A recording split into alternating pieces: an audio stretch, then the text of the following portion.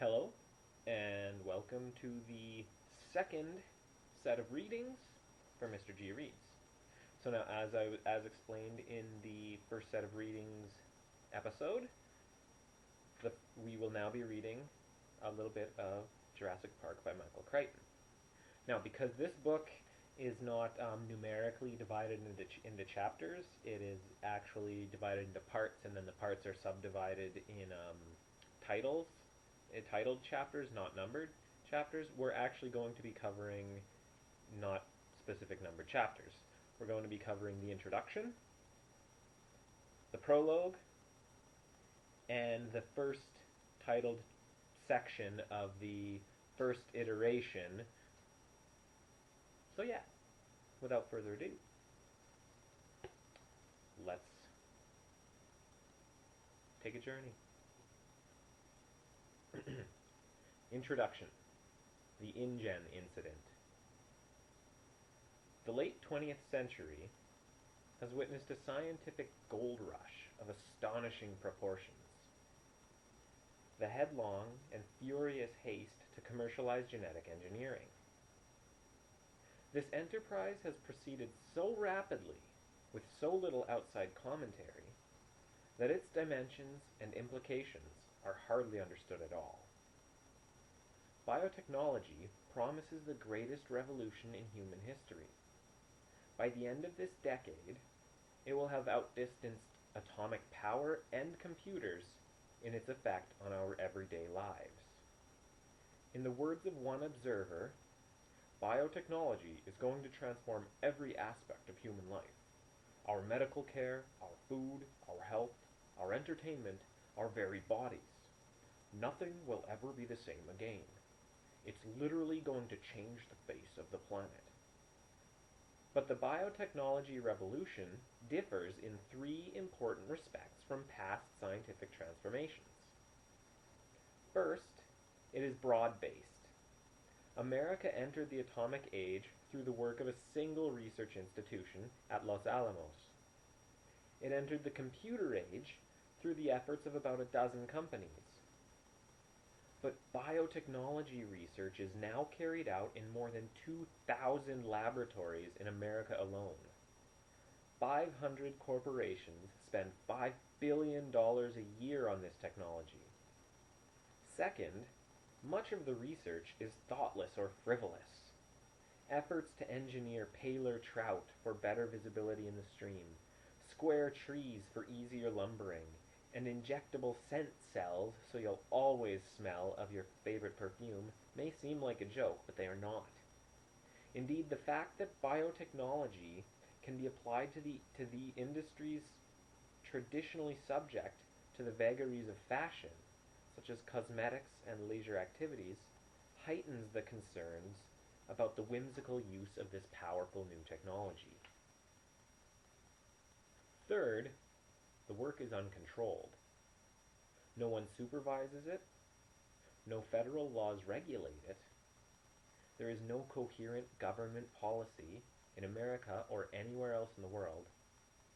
And because the products of biotechnology range from drugs to farm crops to artificial snow, an intelligent policy is difficult.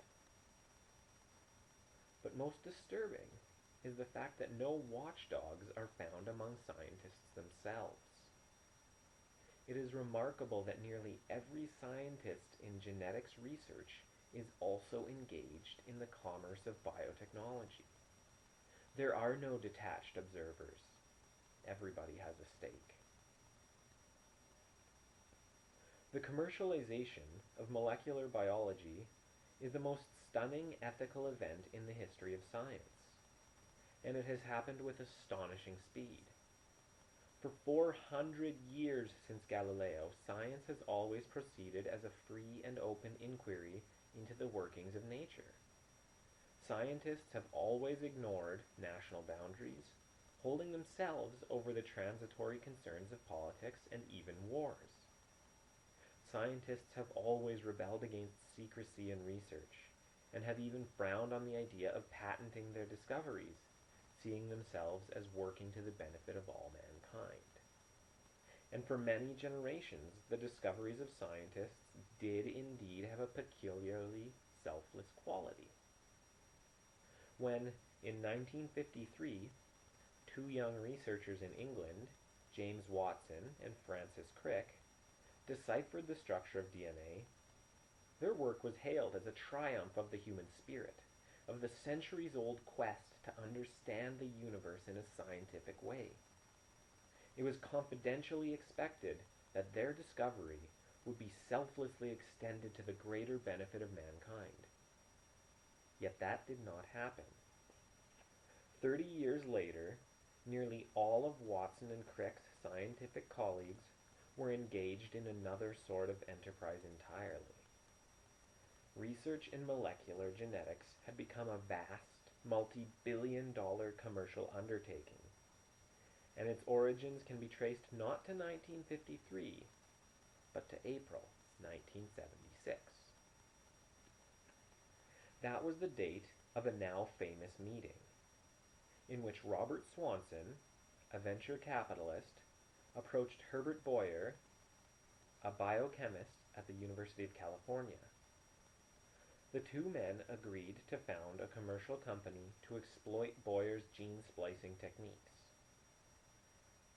Their new company, Genentech, quickly became the largest and most successful of the genetic engineering startups. Suddenly it seemed as if everyone wanted to become rich. New companies were announced almost weekly, and scientists flocked to exploit genetic research.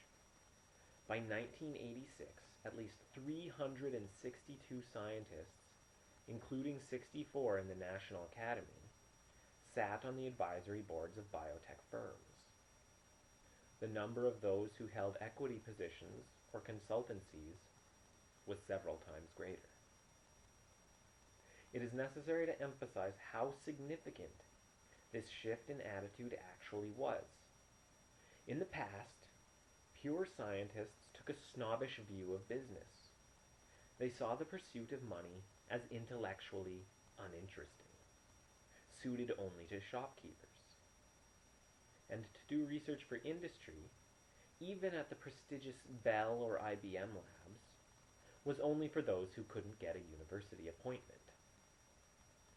Thus, the attitude of pure scientists was fundamentally critical toward the work of applied scientists and to industry in general.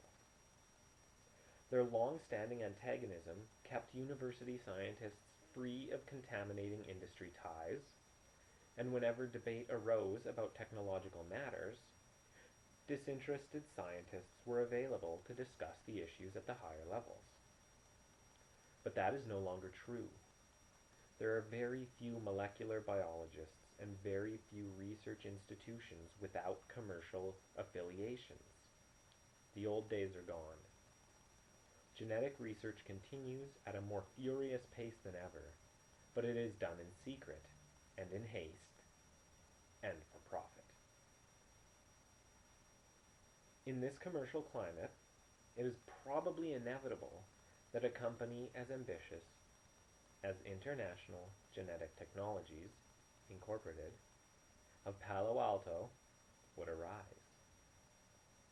It is equally unsurprising that the genetic crisis it created should go unreported. After all, InGen's research was conducted in secret. The actual incident occurred in the most remote region of Central America, and fewer than 20 people were there to witness it. Of those, only a handful survived.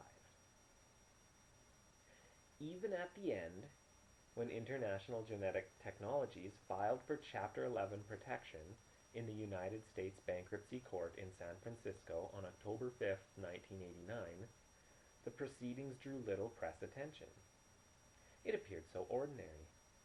InGen was the third small American bioengineering company to fail that year, and the seventh since 1986. Few court documents were made public, since the creditors were Japanese investment consortia, such as Hamaguri and Densaka, companies which traditionally shun publicity. To avoid unnecessary closure, Daniel Ross of Cohen, Swain and Ross, counsel for InGen, also represented the Japanese investors. And the rather unusual petition of the vice consul of Costa Rica was heard behind closed doors. Thus, it is not surprising that, within a month, the problems of InGen were quietly and amicably settled. Parties to that settlement, including the distinguished scientific board of advisors, signed a non-disclosure agreement, and none will speak about what happened. But many of the principal figures in the InGen incident are not signatories, and were willing to discuss the remarkable events leading up to those final 2 days in August 1989 on a remote island off the west of Costa Rica.